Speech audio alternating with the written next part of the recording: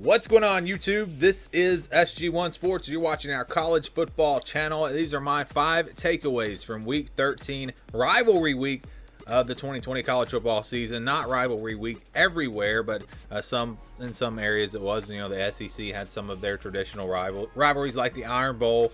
The Pac-12 had Oregon versus Oregon State.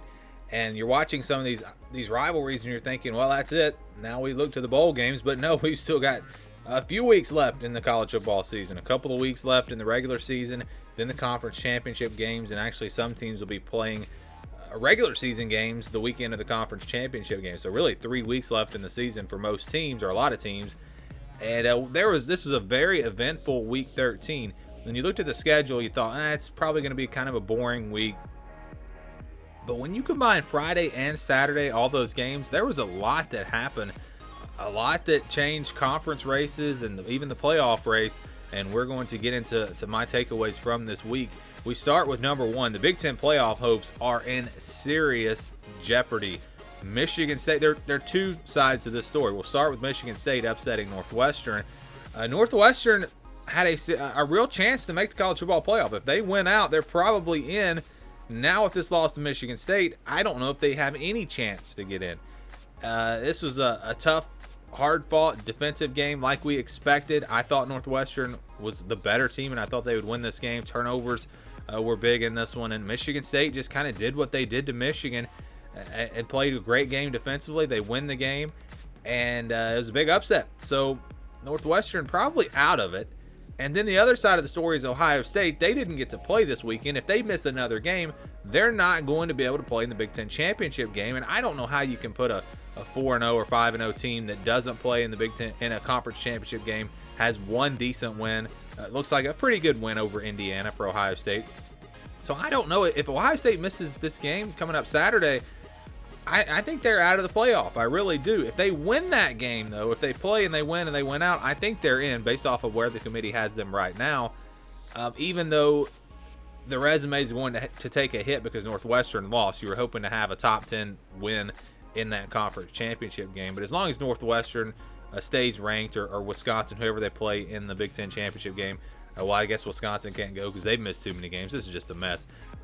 But yeah, this was a big blow. Not only Northwestern losing, but Ohio State not being able to play. Buckeyes really have to hope that they can play on Saturday, or we may not see a Big Ten team in the playoff at all. So that's my first takeaway. That's a big, big story, and we'll follow that and see if the Buckeyes can indeed play this coming Saturday. Number 2, the Pac-12. They're eliminated from the playoff race. Last week I said I didn't see them having much of a chance. Then the rankings came out. You saw where Oregon and USC were ranked. And now Oregon loses. It's over for the Pac-12. No team is going to make it. They were too far behind really to have any chance anyways, unless one of these teams really was just impressive. USC didn't get to play Colorado. That might be one of their better wins of the season. Colorado's coming in undefeated. They're going to play each other if they wind up playing in the Pac-12 championship game. But Oregon may not even make it now. Look at Washington. Washington is undefeated. If they beat Oregon, obviously they're going to make it. So a big storyline here in the Pac-12 was Oregon State beating Oregon. This was an impressive win. Washington's win was big last night as well. But yes, Oregon State shaking things up. And I think now we can officially eliminate the Pac-12 from the college football playoff. I mean, it's just not going to happen. Even if USC wins out, you see where they're ranked right now. There's no chance. It's not going to happen. Even with chaos, I just don't see any way the Pac-12 will make it. So now we can pretty much officially eliminate them from the college football playoff race. Let's go to number 3 now. Alabama and Notre Dame passed their final regular season test. And they still have some games left, but the teams that are on their schedule are just not going to beat them. It's just not going to happen. You look at Alabama, they've got LSU on the road. Normally you think, well, that could be a tricky game, but LSU has absolutely no offense right now, and it's just not going to happen. Alabama's too good. They're not going to lose that game. They're not going to lose to Arkansas. Notre Dame's not going to lose to Syracuse. They're not going to lose to, I forget who else they played, but it was not anybody good. So, yeah, these two teams are going to finish things up. Unless we see just a shocking upset. They're going to finish the regular season undefeated and head into their conference championship games undefeated. And both teams, maybe don't even have to win. Now, if they both lose, then there's a chance that they they don't get in the playoff. But we could actually see, if Ohio State does not get to play in the Big Ten championship game, we could see the Alabama versus Notre Dame games really not mean all that much. You could see, if Notre Dame loses to Clemson, both teams probably still going to get in. If Alabama loses to Florida, maybe they both get in if Ohio State doesn't get in. So this could be interesting to see. We could see two conference championship games that really don't matter that much. But if Ohio State is still in the picture, then obviously one of the losers would be out. I think in that situation it'd probably be Notre Dame. But Alabama's probably going to beat Florida. I'll tell you right now. I'm picking the Tide in that game. They're the better team, and they should win that game. But it's not a given. And then Notre Dame, it's going to be a dogfight against Clemson. I'd probably go with the Tigers. But I think Notre Dame has done enough to where if they lose a close game, they will still be in the playoff. But yeah, they both passed their test this weekend. You start with Alabama against Auburn. Really a dominant performance on both sides of the ball. One of their better defensive games, I think, this year. You saw them create turnovers, which is something they've been starting to do the last couple of weeks. You saw them really shut down the run game. This looks like an Alabama defense that we've seen in the past. And with the offense as explosive as it is, it's tough to see anyone beating this Alabama team in the SEC championship or in the playoff, really any time. It's tough to see them losing. They are really good on both sides of the ball. But Notre Dame is also a complete team. Defensively, they are really, really good. And at the line of scrimmage, both sides of the ball, Notre Dame is very good. They pretty much shut down the North Carolina run game that has been very explosive this year. And in the second half, completely shut down North Carolina. Really impressed with the Notre Dame defense. When you compare them with Alabama, they just don't have that explosiveness on offense. And that's why I still think Alabama is the best team in college football. But if they can get that, and if the defense can continue to play the way it's playing, I wouldn't put it past Notre Dame to win it all this year. I mean, they've got a lot of pieces. Ian Book is playing really, really well. But again, the big story from this week is that these two teams really, if they were going to trip up, it was going to be the Iron Bowl, which I didn't think it was going to happen. I thought it was more likely that Notre Dame could maybe get upset by North Carolina because of that offense for the Tar Heels. But they win these games. They don't trip up. They should be undefeated heading into their conference championship games. And more than likely, both teams will be in the college football playoff, regardless of what happens in those conference championship games. Let's go to number 4 now. Trevor Lawrence returns. Clemson returns to form. Last couple of games without Trevor Lawrence, without some of these guys on defense, we saw Clemson struggle a little bit. Against Boston College, they struggled. Had to come from behind. Against Notre Dame, obviously they lost. But it looked like they were back to being the Clemson team that we were seeing before that Boston College game, before Trevor Lawrence went down. It was just a dominant performance start to finish. They were up 31-0 at the end of the first quarter. And this is the Clemson that we were seeing back before that Boston College game, before Trevor Lawrence was out with COVID. Now they look again like a team that can win it all. And, they're still missing some of their weapons, some of their better players. Once they're back to 100%, Clemson becomes a team that could beat Alabama, could beat Notre Dame in a rematch.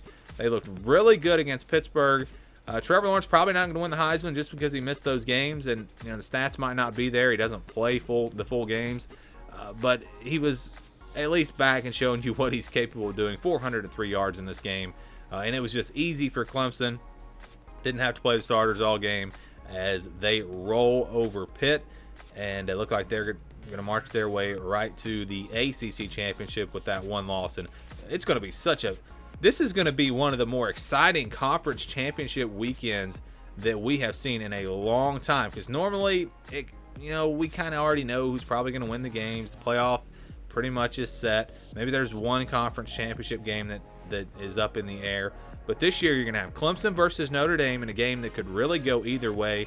And then you're going to have Alabama versus Florida. Those two conference championship games are going to be really good. And also the Big 12 conference championship game. It's not going to affect the playoff more than likely, but it is going to affect the New Year's Six Bowl. And you look at these two teams that are going to meet there. First of all, Iowa State, they are pretty much set. I was looking at the scenarios, and I don't know if there's any scenario where Iowa State does not make it, but I was going down through it. So if they lose to West Virginia, and there is a 3-way tie with Iowa State, Oklahoma, and Oklahoma State, the tiebreaker goes to Iowa State. Well, what would happen actually is you'd go to the record versus the number 4 team in the Big 12. That's how you could do this tiebreaker, and that looks to be Texas. Well, the team that lost to Texas is Oklahoma State, so Oklahoma State would be out of the playoff. If West Virginia winds up somehow in that number 4 spot, which again, I don't know if that's even possible, Texas would definitely have to lose their games the rest of the season.